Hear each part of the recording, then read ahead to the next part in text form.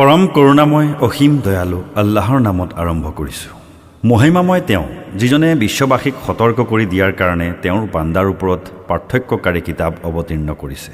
আকাশ পৃথিৱীত যাৰ ৰাজত্ব, যিগৰাকীয়ে সন্তান গ্ৰহণ কৰা নাই, যাৰ ৰাজত্বত কোনো শৰীক নাই, তেওঁ প্ৰত্যেক বস্তুক সৃজন কৰি পৰিমাণ কৰি ঠিক কৰি দিছে। আৰু মানুহে তেওঁৰ পৰিৱৰ্তে এনেকুৱা উপাস্য ধৰি লৈছে যিবিলাকে কোনো বস্তুকেই সৃজন কৰিব নোৱাৰে, বৰং সিহঁত নিজেই অন্য সৃষ্টি। সিহঁতৰ নিজৰ ভাল বেয়াৰ ওপৰত কোনো অধিকাৰ নাই, আৰু জীৱন মৃত্যুৰ ওপৰত আৰু মৃত্যুৰ পিছত জীৱিত হৈ উঠাৰ ওপৰতো অধিকাৰ নাই। আৰু অবিশ্বাসীবিলাকে কয়, এইটো এটা মিছাৰ বাহিৰে আন একো নহয়। তেওঁ নিজেই তাক ৰচনা কৰি আনিছে আৰু অন্যান্যবিলাকে তেওঁক তাতে সহায় কৰিছে। সিহঁতেই অন্যায় আৰু মিছা কথাৰ অৱতাৰণা কৰিছে।